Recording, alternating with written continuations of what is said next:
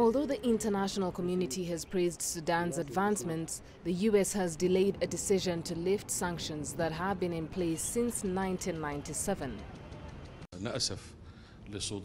We are regretting issuing this decision, especially after we engaged in long talks and dialogue with the United States. According to the 5-track agreement, Sudan has fully committed, and that was even witnessed by the American, European and African monitors.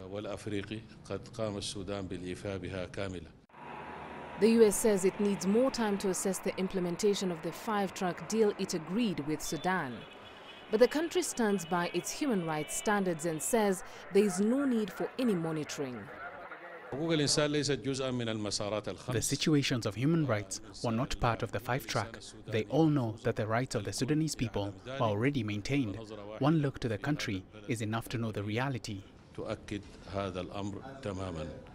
Last year, former U.S. President Barack Obama decided to temporarily ease the sanctions if Sudan committed to a 5-track deal within 6 months. The agreement covers cooperation with the U.S. in addressing regional conflicts and terrorism. Beryl Oro for CGTN.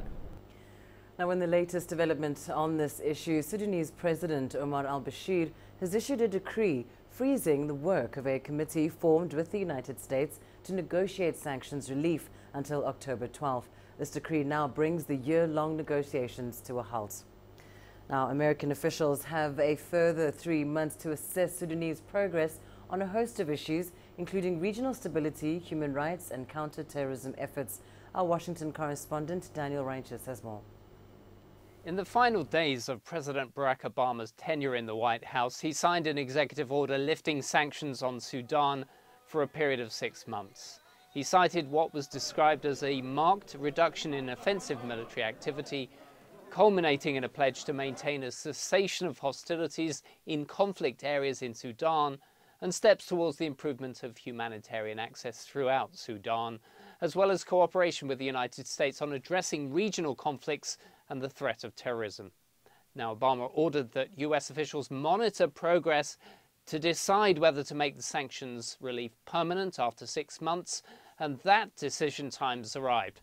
But humanitarian rights activist John Prendergast, a former director for African Affairs at the National Security Council, says Donald Trump has not yet appointed key senior staff capable of making such assessments. The Trump administration is uniquely unprepared to make such a weighty decision about a country where we have a lot of interest in.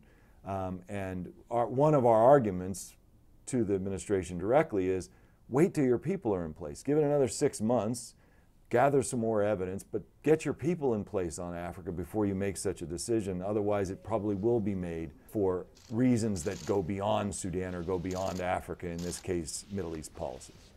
Prendergast, who works alongside movie actor and humanitarian activist George Clooney, suggests politics may play a role in the administration's decision, pointing out that Sudan has received funding from Saudi Arabia to provide military assistance in Yemen, and that Donald Trump's developed a strong rapport with the Saudis following his trip there in May. The United States has also established in Khartoum what Sudanese intelligence describes as the largest central intelligence agency base in the Middle East. The CIA supports the lifting of sanctions, as does the United Nations. But members of Congress are urging a delay of this decision to properly assess whether Sudan's met the requirements on domestic conflicts, including the targeting of minority groups in the Nuba Mountains. Meanwhile, Sudan has hired a high-profile Washington lobbying firm to make the case for continued engagement and sanctions relief. Daniel Ranches, CGTN, Washington.